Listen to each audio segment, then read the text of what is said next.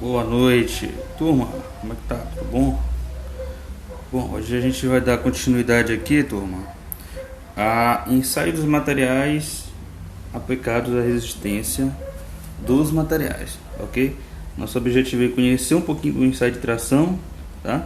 Algumas propriedades que a gente analisa nesse ensaio: propriedade mecânica, plasticidade, bem como conceituar a tensão e deformação.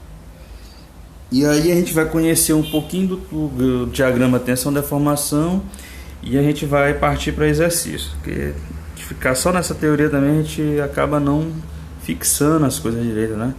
Então vamos lá, nossos tópicos estão assim, né? Introdução número 1, alguns esforços, a gente já estudou isso aqui, esforços atuantes, é só uma réplica do que a gente já viu, tá? Aí a gente tem tração, compressão, torção, cisalhamento, flexão. E a classificação dos ensaios, como é que faz essa classificação? Aí tem alguns detalhes, isso aqui, tá, Tom? Introdutório mesmo. O que eu quero passar mesmo para vocês é essa parte de tração e do diagrama tensão-deformação. A gente tem uma figurinha aí, e nessa figurinha, olha só, a gente tem uma máquina e uma peça é presa em duas pontas, né? Essa peça ela tem uma característica, porque todos esses ensaios são padronizados, eles são normalizados, né? Tem a norma brasileira e tem a norma internacional também, tá? E aqui embaixo, nessa figurinha aqui de baixo, é o comportamento do material. Isso é feito por simulação numérica, né? Ou seja, é feito em software, e aí a gente tem vários softwares que a gente pode estar monitorando isso aí. ANSYS por elementos finitos, tá? A gente tem outros também, Inventor, SolidWorks, que dá para fazer também essa simulaçãozinha aí. Turma, entrar isso aqui, que é ensaio, mas vamos lá, o que é um ensaio mecânico, turma? São testes realizados nos materiais, né, que apresentam grande importância, justamente, apresentam grande importância realmente, pois eles servem para determinar as características dos materiais em condição de serviço. Isso é as propriedades mecânicas. Turma, a gente que é da mecânica, a gente que é da eletromecânica, né? A gente que faz esse estudo, a gente tem que saber realmente o comportamento do material quando é em uso, né? E até a construção civil também, no caso das vigas, né? A gente até viu aí a gente falta fazer exercício, mas a gente já viu algumas coisas sobre vigas, né? São as tensões que tem na viga, né? E a gente tem as reações nos apoios, né? E a gente tem flexão, tá? Flexão e tem tração e compressão. Pronto, é isso aí. E aí a gente estuda os diagramas, a gente vai fazer exercício sobre isso. Só pra gente não perder o hino da meada aqui, né? Esses ensaios mecânicos, né? Eles têm uma aplicação de uma força em sentidos contrários, né? E eles acabam... a gente consegue monitorar esse comportamento através de uso de sensores. Então, o sensor que a gente usa para estar monitorando esse gráfico que vem logo o número 2 aí é o extensômetro. A gente usa esse sensor para captar a construção do gráfico. Olha lá, equipamento de ensaio em 1, né? Aí o resultado gráfico em 2, tá bom? Esse resultado gráfico, turma, é o nosso diagrama tensão-deformação. Isso aí que eu quero passar para vocês. E aí tem algumas características bem legais nesse gráfico aí que a gente vai estar vendo já já. Bom, tipo de esforço, né? Alguém lembra?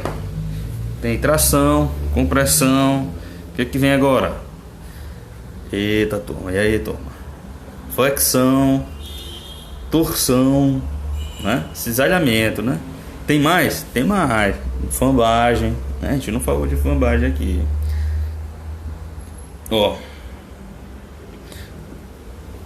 No número 5 aí, turma, a gente tem a flexão, né?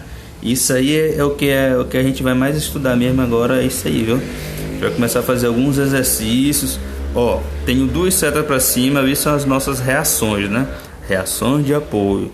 Na parte de cima a gente tem a compressão, no mesmo sentido, né? Na parte de baixo a tração, né? O corpo está sendo tracionado de um lado e comprimido do outro. Eu estou falando por causa da flexão, tá bom, Dom? Conhecidos já, tração, compressão, torção e cisalhamento, que é o corte, né? Isso aí que são conhecidos da gente. Alguns exemplos, eu acho que eu já passei isso para vocês. Eu não tenho certeza, mas me dê um feedback se eu já dei esses exemplos aqui para vocês. Eu acho que sim. Ó, classificação dos ensaios. Isso aqui é interessante, né? Bom, a gente tem os ensaios que são destrutivos e os não destrutivos, né? Os destrutivos provocam a inutilização parcial ou total da peça. E aí são vários ensaios que a gente tem que se caracterizam como são destrutivos. E o que é interessante para a gente? A tração, a flexão e a compressão. Tá? Que na nossa viga a gente experimenta tração e compressão no momento da flexão. Tá? Isso para construção civil. Para mecânica, todos eles aí importam. Porque na prática, turma, o que a gente tem mais é torção, é em eixo, né? O que a gente trabalha mais com eixo é torção, esses fenômenos aí. Na figurinha a gente tem lá um corpo de prova fraturado por compressão. Outra classificação, ensaios não destrutivos. Aí a gente já foge um pouquinho a nossa resistência dos materiais, mas só para não deixar de falar, esses são os ensaios em que as peças não são destruídas. São os ensaios que a gente pode fazer um monte de vezes e a peça não vai ser destruída. Algum desses ensaios, vocês podem até pesquisar, ó, ensaio de ultrassom, partícula magnética, vínculo penetrante, ressonância de Barr. Esses tipos de ensaios são tudo realizados em material em uso, tá? Ou então a gente pode tirar uma amostra, uma peça da amostra do nosso material e fazer o ensaio em cima. Aqui na nossa figura 5 a gente tem um equipamento interessantíssimo, turma. É o Scanelastic. O que ele faz? Ele emite uma onda através desse transdutor receptor numa peça que simula uma viga. Olha lá, a gente tem a figurinha lá, menorzinha. Eu tenho TR e TETR. Transdutor emissor, transdutor receptor. O que acontece? Essa máquina ela joga uma onda, né, através desses sensores. São aqueles sensores que a gente chama de piezométricos. Sabe quando a gente está entrando no shopping e a porta abre sozinha? Pois é, esse mesmo sensor foi usado nesse equipamento. E ele emite uma DDP. Ali é um metal, tá, turma? Aquela vigazinha ali é um metal bem pequeno. Se tivesse a oportunidade eu ia mostrar essa pecinha para vocês. Aí essa onda ela percorre o material. E o que ela faz? Ela faz flexão e faz torção na viga. E aí a gente descobre algumas propriedades interessantezinhas aí. Bem legal esse ensaio aí. Foi bem bolado essa máquina aí. Essa máquina é de um professor nosso aí também do Instituto Federal. Ele desenvolveu ela, patenteou. Cara bom, rapaz. Então vamos lá, Tom. Quanto à estática. Isso aqui interessa pra gente. Ó, carga aplicada de maneira suficientemente lenta, induzindo a uma sucessão de estados de equilíbrio. Perfeito. Isso é quanto à aplicação da carga. E a gente tem agora a dinâmica e carga constante, né? Dinâmica é como ela é muito rápida, né? A carga é aplicada rapidamente ou ciclicamente. Aí a gente tem esses dois tipos de impacto aí, ou impacto e fadiga. E para não deixar de falar, a carga constante, né? Fluência. Mas a gente não vai adentrar aí, não, essas aí. Vamos passar aqui. Quanto à normalização. Turma, ó, eu já até adiantei, no Brasil a gente tem a ABNT, que é a Associação Brasileira de Normas Técnicas, e a gente tem a ASTM, que é a norma nacional, né? A ASTM, americana. American Social Technology Mechanical. É a sociedade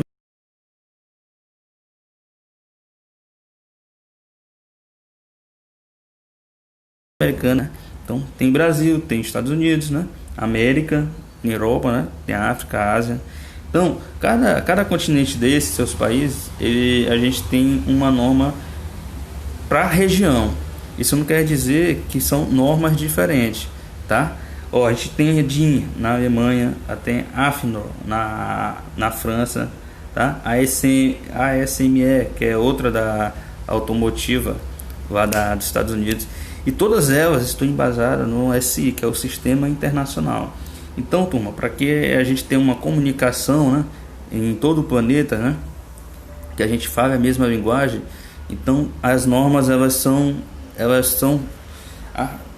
têm as suas unidades de local, né, sazonal, regional, mas elas podem ser convertidas uma nas outras, tá? Através de parâmetros aí que a gente conta com um sistema internacional de medidas. Ok, nosso ensaio de tração BE perfeito consiste em submeter um corpo de prova padronizado de seção circular ou retangular a esforços de tração por forças uniaxial, geralmente até a sua fratura, com o objetivo de se determinar a resistência do material. Turma, é aquilo que eu falei para vocês no início, né? Quando a gente pensa nesse ensaio, né, a gente mede diretamente a resistência do material. Como, professor? Bom, a gente prende esse material, né? A gente segue toda a normalização, a gente confecciona esse corpo de prova, a gente prende ele na nossa máquina, ela vai gerar tensões, né? De que modo, professor? Estaticamente, ou seja, são tensões lentas, né? Um ensaio desse demora em média 3 a 5 minutos, né? Então, ao final desse ensaio, a gente vai ter a ruptura do material. E aí a gente vai analisar o que? A nossa carga última. Qual foi a nossa carga? 13 toneladas. 13 toneladas é a nossa última carga, né? Aí a gente tem uma característica, chamada de limite de resistência à tração, né? O que é o limite de resistência à tração, professor? É a nossa carga máxima dividido pela nossa área, tá? Qual foi a nossa carga? Foi 13 toneladas. Professor, toneladas? Mas a gente não trabalha com Pascal, MPa, GPa, justamente. Aí lembra lá do sistema de unidades? A gente vai trabalhar com a conversão. Por quê, turma? Porque esse sistema inglês, turma, ele é o único sistema no mundo que se diferencia, né, das outras normas, né, dos outros padrões. Porque o sistema inglês, eles têm as medidas desde sempre. Desde sempre foi assim, tá? Então nunca convencionou o sistema inglês com o sistema internacional. Tem só essa diferença. Então vamos lá. A gente tem aqui, eu coloquei duas normas que se seguem nesse tipo de ensaio, que são a 6152 e a ASTM, né? Uma norma brasileira e outra norma internacional, tá? Mas elas fazem a mesma coisa, elas normalizam o nosso teste. Aqui é legal, ó. A gente tem aqui um corpinho de prova. Como é que é a característica desse corpinho de prova aí que a gente faz? Ó? No A aqui, né? A gente tem as dimensões, né, e a espessura. E a gente tem uma figurinha aqui, uma dimensãozinha em 3D. As garras da máquina a gente coloca nessa parte aqui maior, né? Turma, que a gente observa, a gente chama esse corpo de prova, comumente assim, corpo de prova, como é que é? Osso de cachorro, né? Se a gente for prestar atenção, né, tem uma característica mesmo de osso de cachorro. Bom, na outra imagem a gente já tem um corpo de prova pronto. E aqueles 50 milímetros ali, turma, é a nossa região útil, tá? O que a gente faz nessa região útil? A gente imagina ali uma área. Por que uma área, professor? Porque todas as nossas propriedades é em função da área. Força dividido por área. Lembra lá? Tensão é força dividido por área, né? Vamos adiantando. Não vamos adiantando não, Bruno. Eu vou ficar devendo esse vídeo para vocês, tá bom? E essas animações aqui, turma, são aquelas animações que eu deixei na última aula, tá bom? Aí tá lá escrito lá, elasticidade, plasticidade. Aí você tá assistindo esse vídeo, dá uma pausa, pega lá a simulação pra gente ver. O que é elasticidade? O que é a plasticidade? A elasticidade, ela trata de um corpo de prova, né, o CP, que alonga-se quando submetido a um esforço de tração. Cessado os esforços, retirando os esforços, o corpo de prova volta à forma e dimensão original. Ou seja, turma, eu não posso dizer que na elasticidade o meu corpo de prova vai ter a deformação permanente, né? Essa é a grande diferença, porque na plasticidade o meu material ele deforma tanto que ele não volta mais ao seu tamanho original. Então a plasticidade, ultrapassa o limite elástico do material, sob deformação, e esta deformação sim é permanente, tá bom? Tem essa animação aqui, eu me adiantei, coloquei lá porque não tá rodando aqui nesse PowerPoint, né? Tô no PowerPoint do celular e não tá funcionando.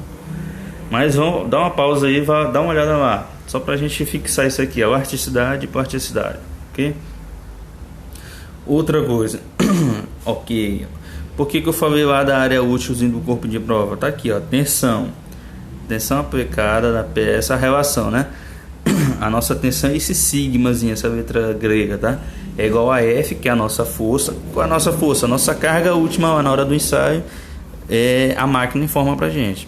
Dividido pela nossa área. Essa nossa área é a nossa área útil, né? A gente pega a área pela espessura, viu? Espessura, né? Vezes o comprimento. E a nossa deformação é dita por esse Ezinho aqui, que a gente chama de epsilon. Essa deformação é igual a variação de EV dividido por EV. E quem é EV? Quem é a variação de EV? Né? É o nosso comprimento final menos o comprimento inicial. Bom? E aí a gente tem aqui o que seria mesmo o ensaio de tração. Ó. Diagrama tensão deformação. Vamos lá. Diagrama resultante do ensaio de tração.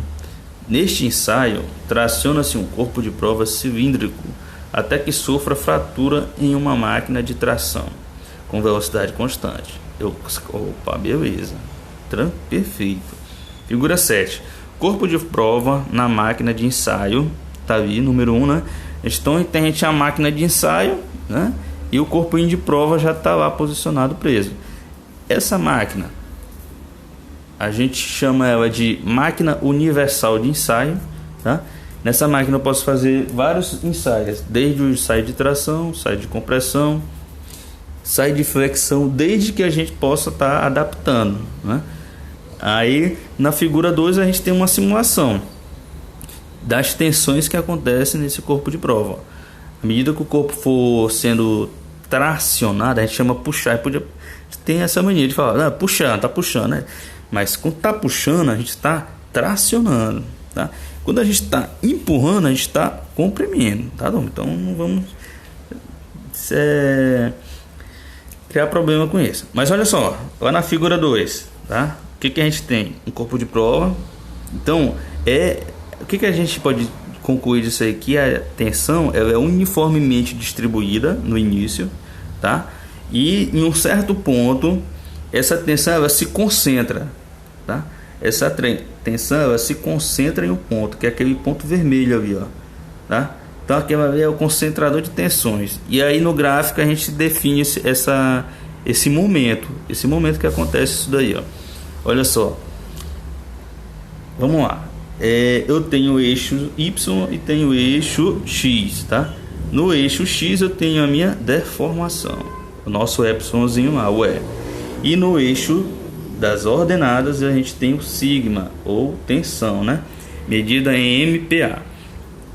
Eu tenho duas tensões, turma, que a gente tem que ter uma observação aqui nelas, que é a sigma LE e a sigma LR. LE quer dizer limite de escoamento e LR quer dizer limite de resistência. Como é que eu calculo, Bruno, isso? O sigma LR é em função da força pela área, tá? E o sigma LE, ele é, na verdade, a gente pode encontrar ele pela tangente, né, do ângulo que forma ali, ó, tá? Aquela tangente de alfa, tá bem aqui no diagramazinho, ó. É a tensão dividida pela deformação. Só que nessa região aí, turma, a gente chama ela de região elástica. E nessa região a gente obedece àquela lei de Hooke. A lei de Hooke está aqui embaixo, ó. O Ezão é igual a delta sigma dividido por delta epsilon. Na lei de Hooke, turma, toda tensão ela é proporcional à deformação vezes o modo de elasticidade. É isso que diz a lei de Hooke, tá? Outra região de importância no nosso gráfico é a região plástica, né? Então a gente tem uma deformação plástica uniforme e uma deformação plástica não uniforme, tá? E uma outra tensão que também não, a gente fala por último aqui, mas não menos importante, é a tensão de fratura, né? Ou seja, onde ocorreu a fratura, é a tensão de fratura, entende? E a nossa tensão máxima é a tensão de EVR. E a tensão EVE de escoamento, a gente chama que é a última tensão onde a gente ainda observa o comportamento de elasticidade. Então, turma, o que diferencia a região elástica da plástica?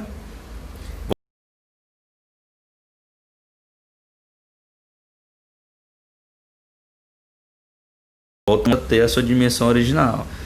Na plástica, não. Se ele passou para plástica, para a região plástica, então o material tem uma deformação permanente. Isso me interessa? Não. O que a gente mais estuda? É deformação no sigma LE. Essa é a tensão que importa para a gente. Porque qual é a minha utilidade? O que eu vou ter de aplicabilidade se o material vai deformar? Se ele deforma permanentemente? Só se for uma aplicação específica, que ele precisa deformar para exercer a função.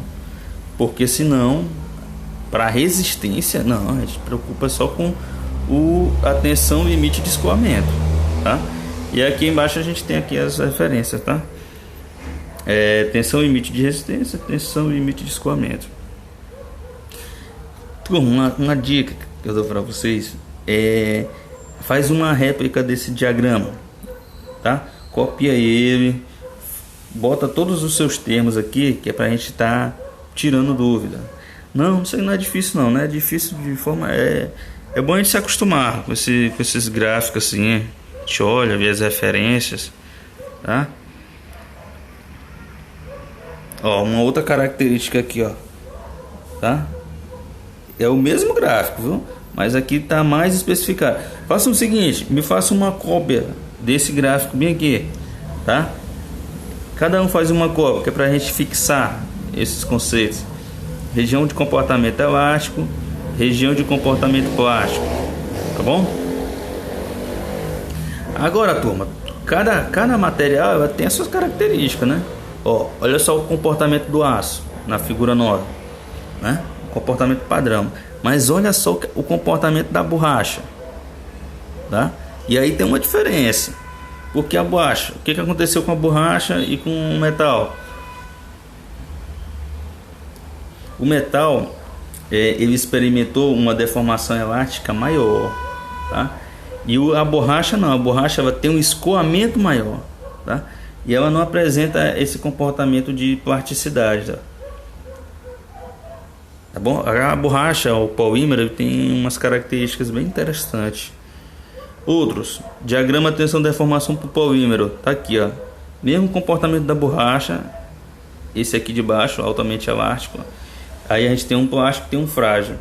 Quando é frágil, turma, ele não experimenta o comportamento de plasticidade. Ele deforma logo na região elástica mesmo. Mas em compensação ele tem o maior módulo de elasticidade que a gente pode ver. E turma, para a gente fixar o que quer dizer esse módulo de elasticidade, quer dizer que o material é rígido, tá? Que ele tem bastante resistência quando ele está nessa etapa aí, tá? Então um material bem duro, viu? Ele é tão duro que ele fratura ainda, ele tem fratura frágil, né? Mas sempre que a gente pode citar o vidro, né? O vidro a gente vê que é mesmo bem duro, né? Mas ao mesmo tempo ele é frágil, que se ele cai ele se patifa todo, né? Mesmo caso aqui das cerâmicas. Turma, esse exercíciozinho aí é o seguinte: a gente só vai usar essas fórmulas aí de tensão e deformação, tá? E a lei de Hooke. Bom, vamos fazer o seguinte: até amanhã eu vou estar repostando passo a passo de como resolver. Mas tentem resolver, tá anexo na plataforma. E aqui, ó, já tem um macete, ó. Delta L é igual a FI/EA. Então quem é F? É a tensão, 2,1 vezes 10 a 5 newtons. Então aqui já dá para resolver. Ó, L é o comprimento inicial, tá aqui 0,3, né? A área a gente tira pelo diâmetro, a área da seção circular. E o E é o nosso módulo de elasticidade, que é 2,1 vezes 10 elevado a quinta. E a nossa força, reiterando, é só 8.000 newtons. Então colocou na fórmula, pronto, acabou, já achou a resposta. Tá até aqui, ó. Ih, rapaz, já fiz tudinho aqui, velho. Me deu um feedback se vocês entenderam esses cálculos aqui. Porque amanhã a gente vai fazer exercício. Amanhã tem que fazer exercício, porque senão a gente fica só viajando nessas questões aí. Tá bom? Eu vou dar um feedback para vocês, tá? Turma, aí é o seguinte, a gente tem esse exercício. Vamos tentar fazer, que eu coloquei desde ontem. Acho que desde semana passada que eu botei esse exercício para vocês. Tá ok? E aí eu vou ficar aguardando, tá? Eu vou ficar aguardando um feedback de vocês aí. Tá ok? Umas considerações finais. E aqui as nossas referências que a gente pegou para finalizar essa aula. Ok? Turma, então eu vou finalizar aqui para não ficar muito grande também o vídeo, tá?